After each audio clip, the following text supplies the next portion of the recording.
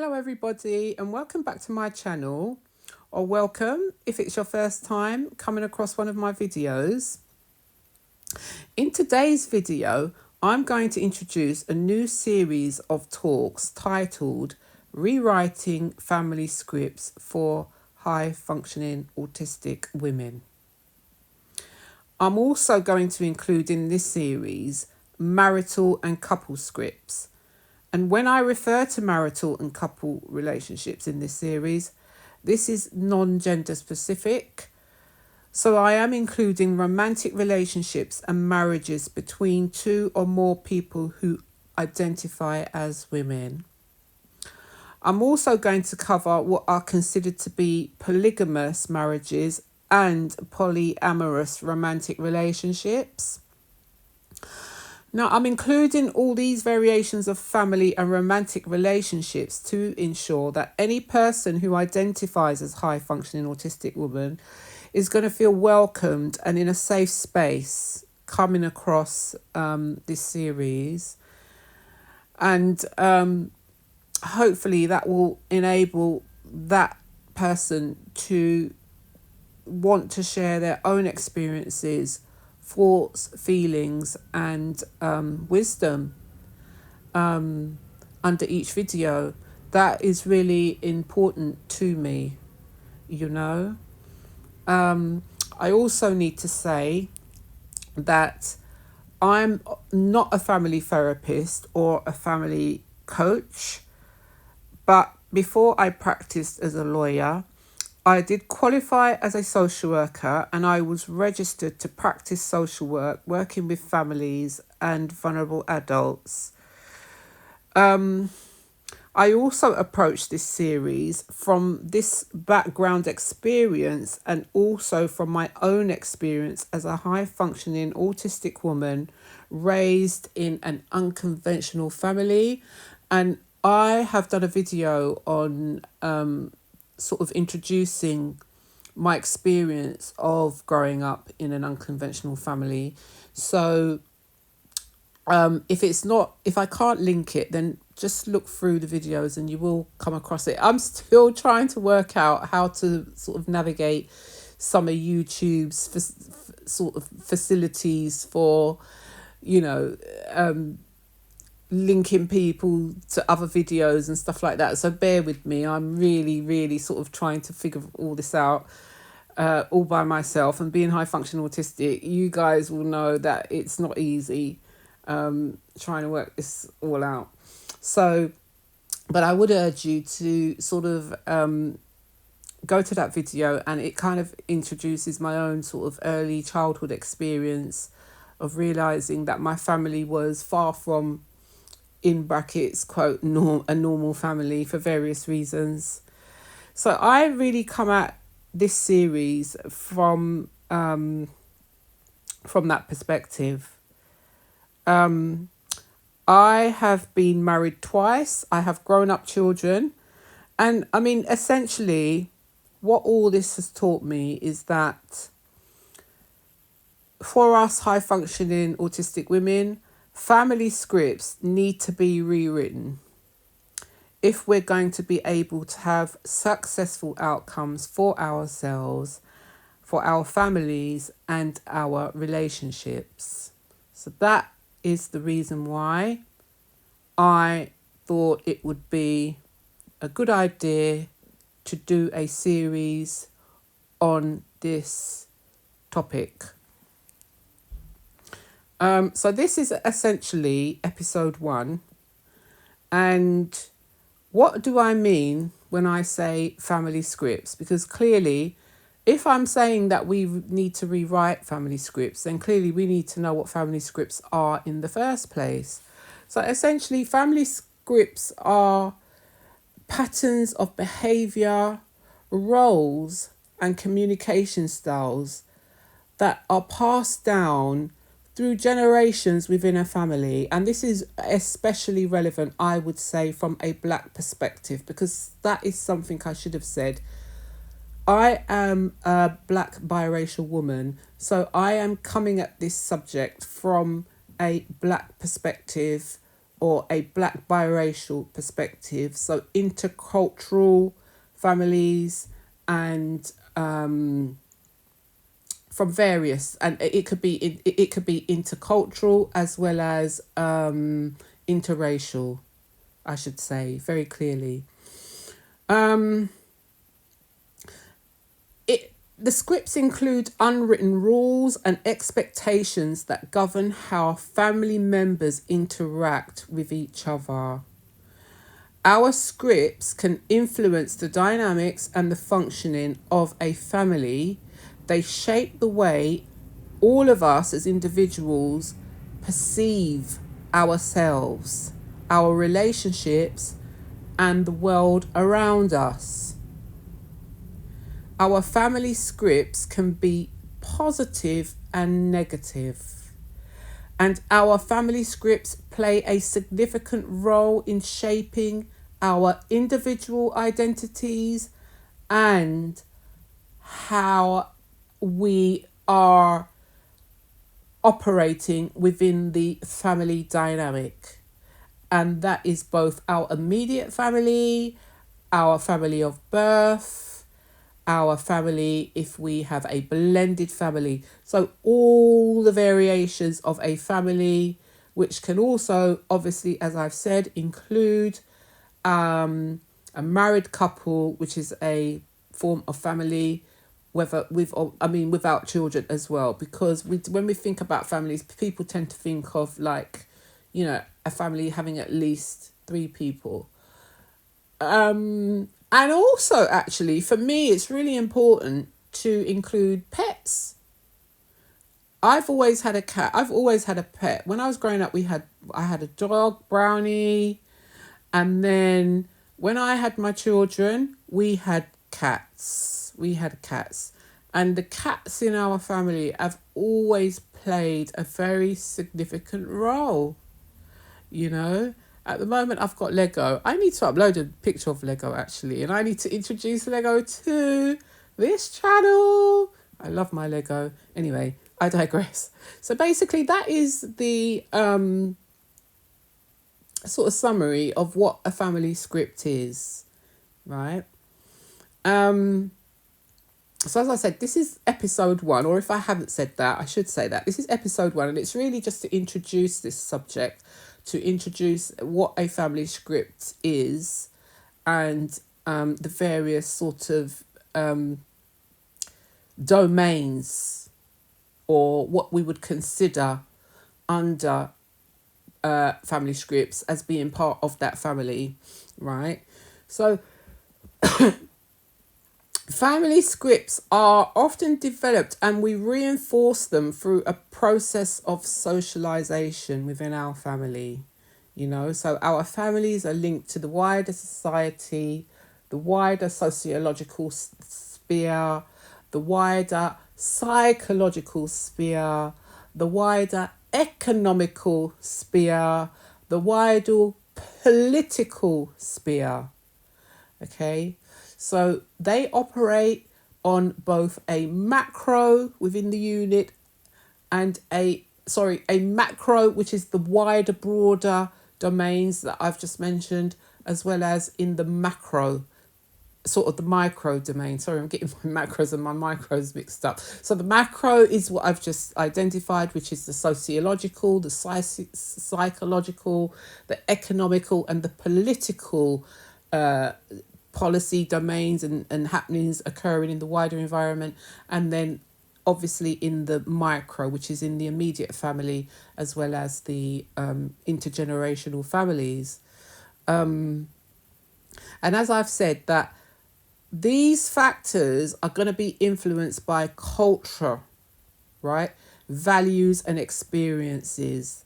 And this is particularly true for us as Afro-Caribbeans, Africans, Afro-Brazilians, if you're Afro-Asian,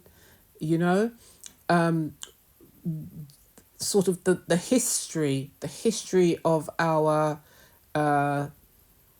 trauma, post-slavery, and still the sort of tribal issues that are abundant in Africa all have a significant impact on our families, coming from a black perspective, you know. Our scripts are also going to include our behaviors, our roles, and our communication patterns. And so, language here is extremely important and would be relevant in terms of interracial family, intercultural family.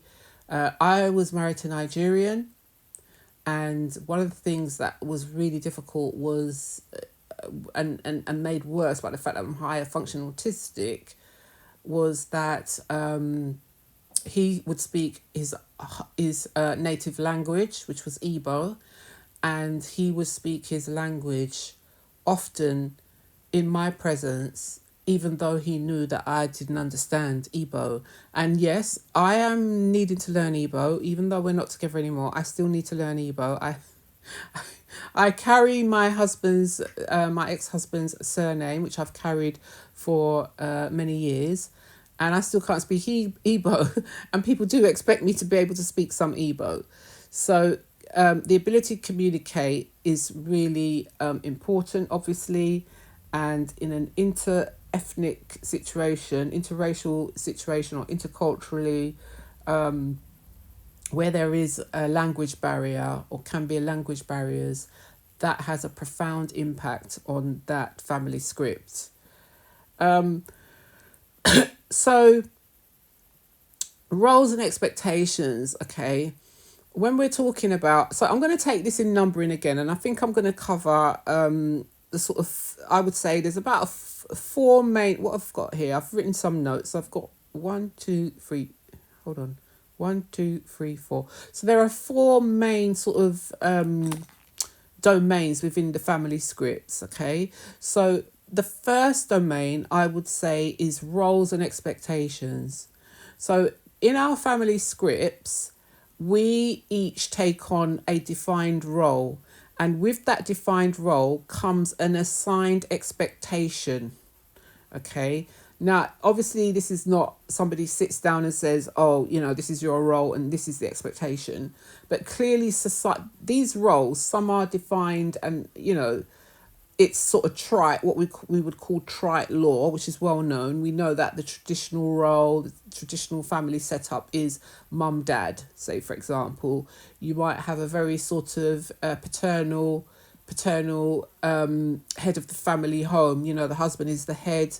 If religion is part of your strong family values, then clearly that role would be sort of determined by that traditional way of operating, right? So that is where, say, a family role is very obvious and sort of defined, and society understands it, and that's how it should normally work, and within that mothering role, there will be certain tasks and duties that one would assume are assigned to mother or wife in that role, And obviously, for high functioning autistic women like myself, there can be problems with that. Not always, but there can be problems. And when I say problems, actually, saying there's problems, I shouldn't just sort of zone in on the problems, actually. What I should say is that comes with strengths and weaknesses for us, okay? Now, I know it comes with strengths and weaknesses for all women, probably, all right?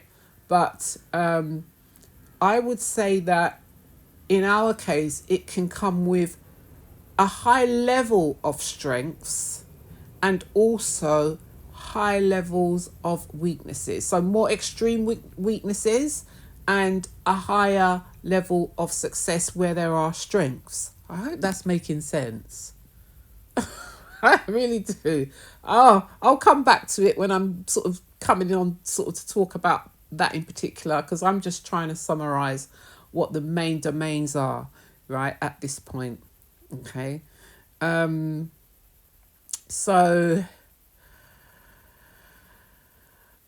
yeah, so sort of those traditional roles. So like, I mean, I think I put down a note here that for example, like, you know, you might have in that what I've just given the example of sort of mother being a traditional sort of patriarchal family setup, and you'd have like traditional wife, mother, stay at home, you know, maybe stay at home, cooking, cleaning, that sort of thing.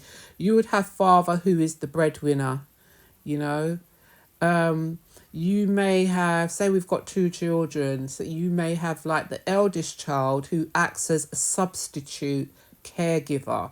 So if mother is sick, right, especially if the eldest child is a daughter, the expectation may be that certainly as she gets older, or once she reaches a certain age, that daughter takes on a sort of deputy caregiver role, you know, to the family. All right.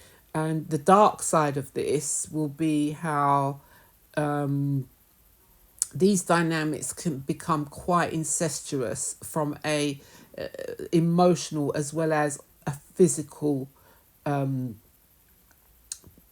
point of view. You know, the sort of dark side of all these types of expectations. All right.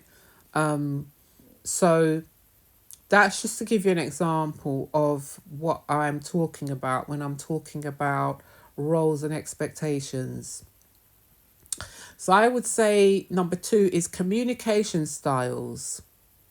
So communication styles, um,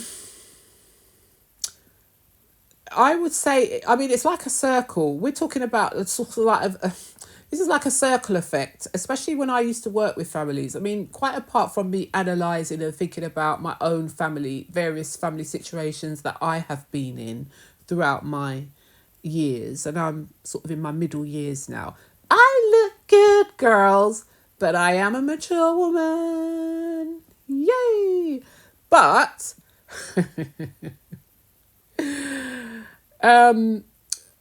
I've got a lot of experience of working with families, and obviously having been a part of a family by the time you get to my age, right?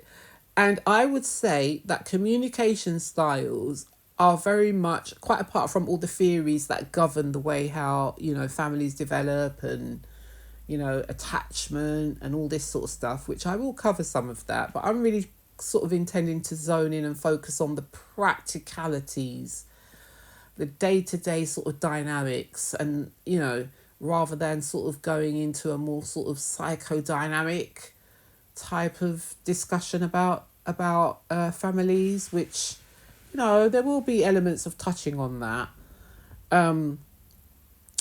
but for the purposes of communication styles, we influence the family, but the family also influences our way of communication. So that's what I meant by saying, you know, circle. So it's like, what comes first, the chicken or the egg sort of situation, right?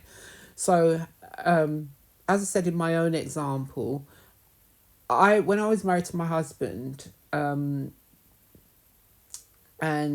he's Igbo, and he would often speak, he could speak English obviously, but when he was with his own people from his own culture, when he would be speaking on the phone to his family members and friends, right, he was speaking his Igbo, right? So the fact that he spoke in Igbo and I couldn't speak Igbo, I could understand certain words, but I couldn't speak Igbo, had an impact on the communication style within our immediate family, right? And which in turn also impacted how I would relate to my husband. So that's what I mean by a sort of circle effect, you know. Because this way of communicating, right, can be a real barrier when you're, you know, when you're having to deal with issues that all families have to deal with, you know.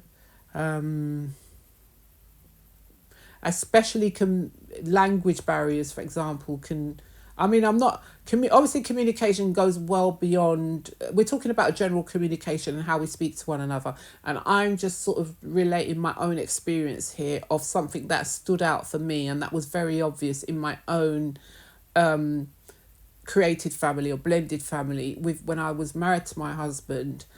And the biggest barrier to our communication, which I felt was used as a power dynamic when we had problems, was the fact that he spoke his native language and I couldn't speak it, and I could only understand certain words of it. All right. But in general, family members communicate with each other through obviously language, okay, or patterns of language. And how we communicate includes how we deal with conflict resolution, right? It includes how we express our emotions. It includes the information that we choose to share or don't or choose not to share. Okay. And it includes all what I've just said within the various subsets of our family, all the subgroups of our family. All right. So we could choose to communicate one way within our immediate family. So, for example, as I said, with my family with my husband, right, our blended family that we had, we could choose to communicate using those or not communicate using those patterns of, as I said, conflict resolution, expression of emotions, levels of openness or secrecy, right, in our subset. And likewise, the same would be occurring in our other subset. So in my relationship with my children that I never had with my husband, likewise in his relationship with his children that he never had with me, his relationship with his siblings. By the time I'm sort of zoning in on my marriage with my husband, where I've been divorced now for 4 years, because that was a long relationship. I will talk about other family dynamics in my previous marriage, but because I was in that relationship for a long time, it's the most recent one that helped me to sort of think more on the need to rewrite scripts for women who are high functioning autistic, because it really highlighted how we were it highlighted for me how I was so vulnerable and how I had become so vulnerable in relationships through all my relationships, but I was never really aware of it, you know. So there were all these different subgroups of family within my family with my husband, you know. And what was operating was communication was happening in different ways in all those different subgroups. Yeah.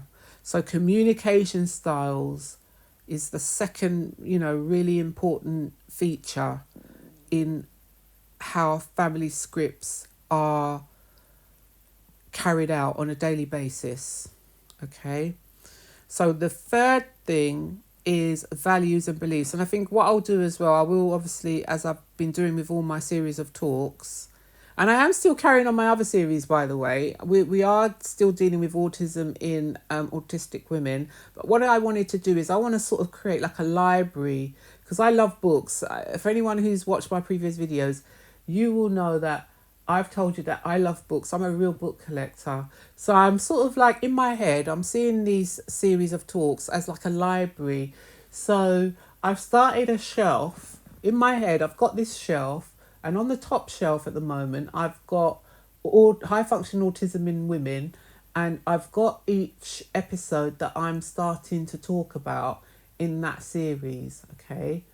And I've got a few series of videos on that top shelf, all right, and then obviously I've got a lot more to go. And on the second shelf now, I wanted to start talking about rewriting family scripts for high functioning autistic women from a Black perspective, to start a second shelf, because I've got like a wall of shelves here of talks that I want to do on different topics that I believe affects us high functioning autistic women, and it was looking a bit bare, so I wanted to start talking about other subjects as well, and just to sort of give us some variety. So after that digression,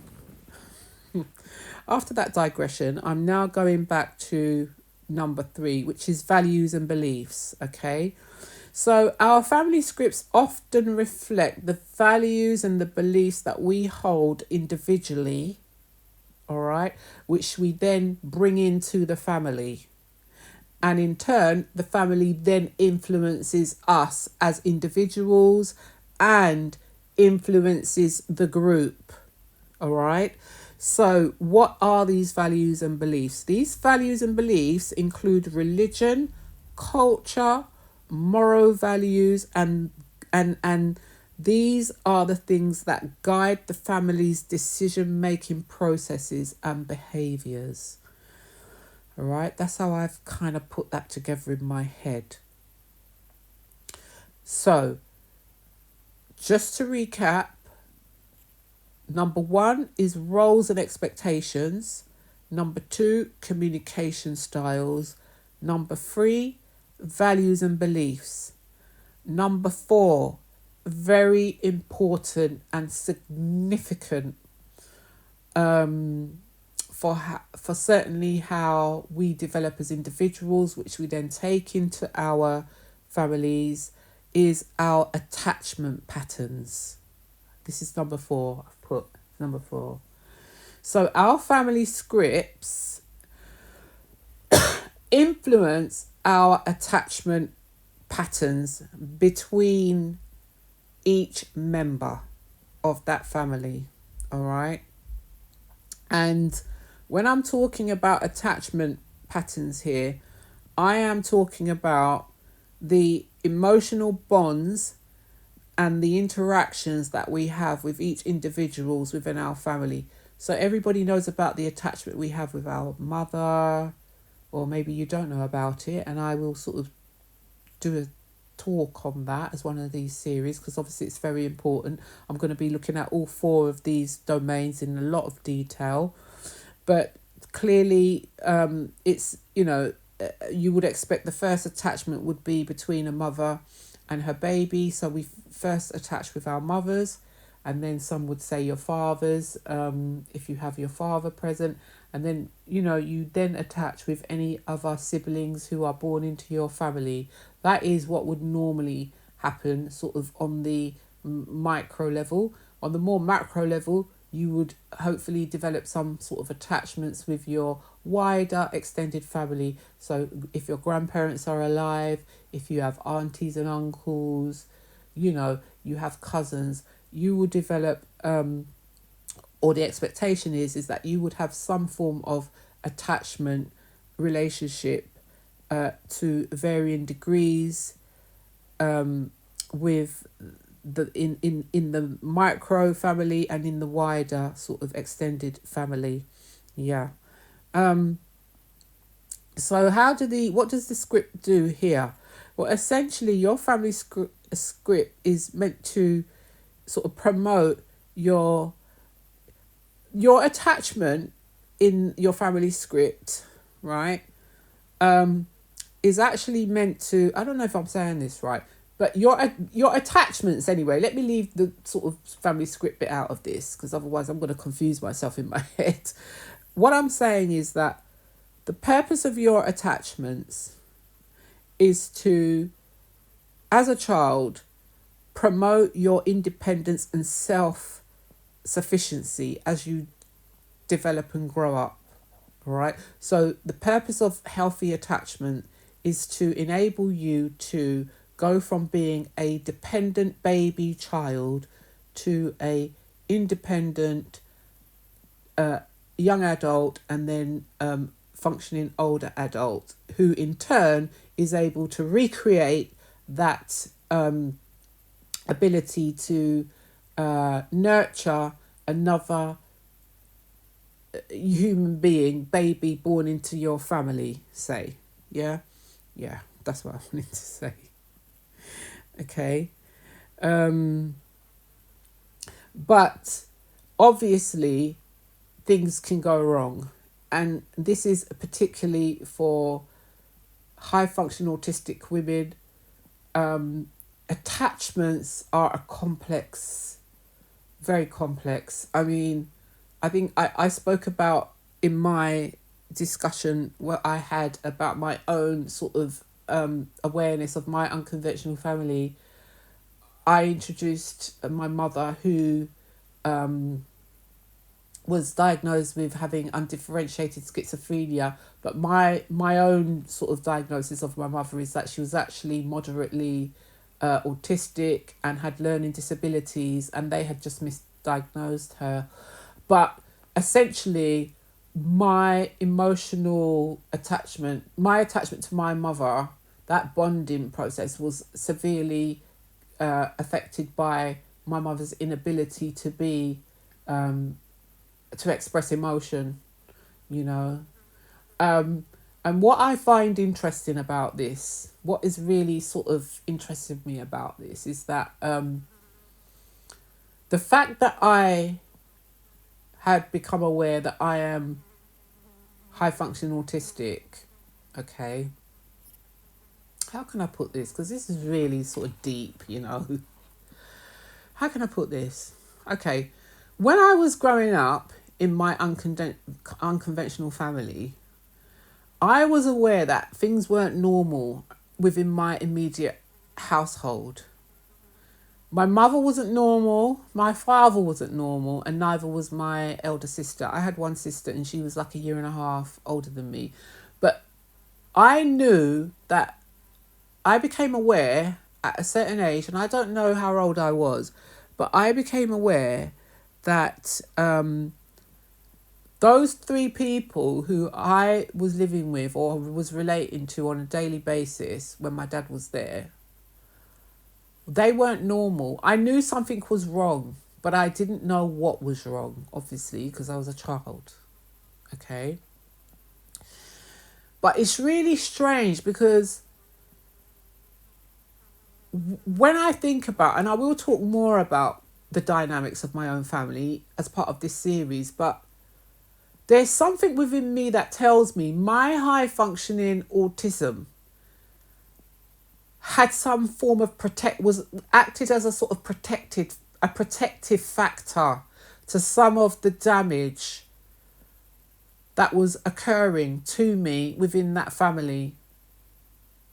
And not just within that family, but as a result of the environment, the whole environment that I was growing up with in my first sort of 10 years of my life, okay? I was consciously aware. I believe I think I've had a deep ability to analyse and see that certain things weren't quite right. I didn't know what was right, but I knew that certain things weren't quite right around me. And it was, you know, I was hyper vigilant and sort of conscious of the need for self-protection. I mean, I don't want to trigger people, but one of the family dynamics that was going on in my family was sexual abuse, risk of sexual abuse as well, which I will talk about. And this risk came not from my immediate family, but from grandparent, right? And on my mother's side. And but I had this, I knew I was intelligent because I had this ability I was aware that things weren't right. Okay. And I also later became aware that how have I escaped some of the dysfunction or maladaptive behaviours that I have seen happening to other people who had similar experiences to me, or who I was observing, also from the Black community, right, who were having, I wouldn't say the same experiences, because I've said that my family was unconventional, right? But, I mean, I'm going to have to think about how I'm going to be able to explain this, because I don't want it to sound confusing, you know, and I need to think about this, because this is really important to talk about and to sort of get it right. But I knew something wasn't right. But I also knew that there was something about myself that was protecting me, right? I can't explain it, because I truly believe that if I were experiencing, if my body were physically experiencing all the trauma that I was going through on a day-to-day basis when I was growing up, especially in the first 10 years of my life, I do not believe my outcomes would have been what they are now. No way. Absolutely no way. Now, I have yet to figure out what those factors are, okay, for myself. But I am strongly of the view that those factors are linked to the fact that I am high functioning autistic, and so to a certain extent able to zone out of certain emotional how would I put it, traumas, like certain emotional events. I'm able to not be impacted by them because I'm not aware that I should be impacted by them, if that makes sense. Ooh, this is so strange. Anyway, yeah, I'm just struggling to sort of explain this, guy. So I'm really sorry if I went off on a tangent, right? So just to sort of round this off, so those really are the 4 areas that I'm going to focus on in this series of talks, okay? Because those are the areas that affect us and our families as, under our family scripts. And so it's looking at what have our experiences been, what has my experiences been that I could share with you, okay? And for you to share what your experiences have been about these topics that I'm going to be discussing, and how, in my view, and having had my experiences, both personal and work experiences, what works in rewriting the way we really need to think about doing things as women in on the high functioning spectrum, and to have better and more successful outcomes for ourselves, from our mental health to our physical health, is so important. So it's important to note that family scripts are not fixed or static. They can evolve and change over time as family members grow, adapt to new circumstances. And in addition, family scripts can vary greatly between families. They're influenced by factors such as cultural background, social economic status, and individual personalities within the family. Understanding our family scripts can be helpful, and it help us to recognise and address our dysfunctions and healthy ways of relating. And this is why it's really important for us to create healthier and more fulfilling relationships by understanding them, okay? And we have to specifically rewrite them in ways that are relevant to us as high functioning autistic women. So that's all I'm going to say in this first episode. So please give a thumbs up or a thumbs down, as I always say, and subscribe to my channel. Help me grow, help me get to 1,000 subscribers. And thank you very much for listening to this video. I hope you made it to the end, and I shall catch you in the next one. Bye.